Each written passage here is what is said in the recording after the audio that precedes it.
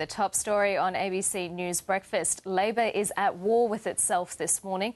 Prime Minister Julia Gillard is set to call a leadership ballot for Monday in the wake of Kevin Rudd's dramatic resignation. As Mr Rudd prepares to return from Washington, Labor MPs are already publicly declaring their hands. The Treasurer, Wayne Swan, has launched an extraordinary attack on the former Foreign Minister. He's accused Mr Rudd of being behind those damaging leaks during the 2010 election campaign and undermining the government at every turn. Now, before we talk more about the reaction to Kevin Rudd's resignation, let's take another look at the Foreign Minister's resignation speech.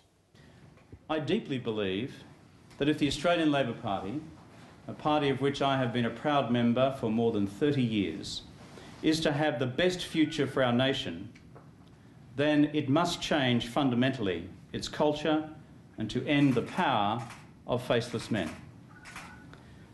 Australia must be governed by the people, not by the factions. But I can promise you this, there is no way that I will ever be party to a stealth attack on a sitting Prime Minister elected by the people. We all know that what happened then was wrong, and it must never happen again. Ladies and gentlemen, there is one overriding question for my caucus colleagues, and that is who is best placed to defeat Tony Abbott at the next election. Mr Abbott, I believe, does not have the temperament or the experience to ever be elected and hold the office, the high office of Prime Minister of Australia. But at present, and for a long time now, he's been on track just to do that.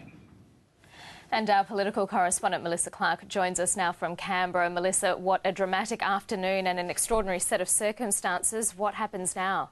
It is quite extraordinary, and it's going to be an extraordinary couple of days. What we will now have is Kevin Rudd heading home. He will return to Brisbane on Friday, so tomorrow he will be back in the country. He's then going to consult with colleagues, his friends and families about what to do next. Effectively, this is the time for him to gauge just how much support he has. Now, he said he'll make an announcement before Monday about what his plans are for the future. That will depend on how much support he has in the caucus, whether or not he does have enough support to contest a leadership ballot, which is what we are expecting will happen on Monday. Julia Gillard is going to make an announcement later on today.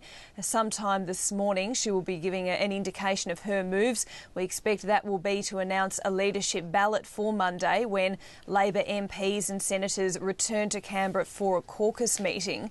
Now, Julia Gillard, between Kevin Rudd's resignation yesterday and the expected press conference this morning, hasn't said a great deal. All she's done is put out a statement acknowledging Kevin Rudd's resignation, but it did have a few very pointed remarks at the end of the statement she put out last night, and it reads, "I am disappointed that the concerns Mr Rudd has publicly expressed this evening were never raised with me personally, nor did he contact me to discuss his resignation prior to his decision." So Julia Gillard wasn't given any advance notice. We understand she was given a letter of resignation from Kevin Rudd at the same time as he started his announcement in Washington last night. So clearly she's not terribly impressed with the way that unfolded, and we know she's not terribly impressed with Kevin Rudd altogether. But now what we will have is a couple of days of number counting and a lot of phone calls being made.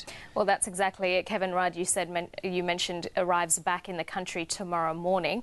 What's he likely to do next?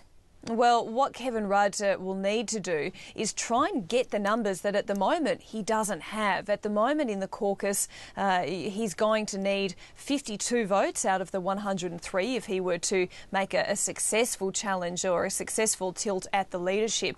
Numbers are varying wildly at the moment, depending on who you talk to. But it seems that Kevin Rudd has at most perhaps 30 if you're being optimistic. His supporters say he's got as many as 40. Julia Gillard's camp says that it's significantly less than that. But what we'll have is Kevin Rudd's backers also working the phones and working the numbers, trying to get that up. Now, one in particular, and one who's been one of the most publicly outspoken, is one of the Left co-conveners, Doug Cameron. And he had a similar reminder to his colleagues that we heard briefly from Kevin Rudd in that part of his speech there about who has the best opportunity of holding on to government in an election against Tony Abbott. That's appealing to backbenchers who are concerned by the dire polling numbers that Labor is facing at the moment. Let's hear a little bit of Doug Cameron speaking late yesterday. I can't speak for the Prime Minister, but it's clear that some senior ministers are intent on putting a stake through Kevin Rudd's hat, and I don't think that's justified.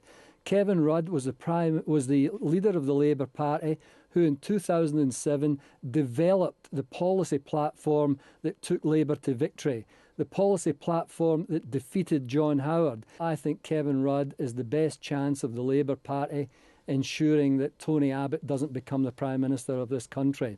I think that's a disaster for the nation. It's a disaster for a progressive policy agenda that the Labour Party is pursuing. And I don't think that Julia Gillard is capable of defeating Tony Abbott. She has not, it was game on. Well, I think the game has been on for a while now, and I think we need someone else in the game that can actually take it up to Tony Abbott. Doug Cameron there declaring very openly where he stands, and that's what we've also seen in the last few hours and overnight. It's flushed people out to declare where they stand. A number of people who've been keeping a bit of silence or their own counsel have come out, most notably a statement from the Deputy Prime Minister Wayne Swan last night, which was vitriolic in its approach to Kevin Rudd, saying he was demeaning towards colleagues, that he was dysfunctional in decision-making, and Tony Burke as well, who has certainly seen a rise in his position in the last few years under a Gillard government, has made it very clear that Kevin Rudd just does not have the support of other Labor members in the caucus. Let's hear from him speaking late yesterday too. Everybody has had enough of the stealth and undermining campaign that has been going on through the caucus and through the media for a very long time. And, the fact that Kevin's been openly campaigning for the leadership has been the worst kept secret in Canberra over the last few days, after they'd talked up their level of support in the caucus very, very strongly. What they thought they had as support has actually been peeling away rather than growing. Tony Burke there, Melissa, lots to play out. We'll speak to you a lot more over the course of the morning.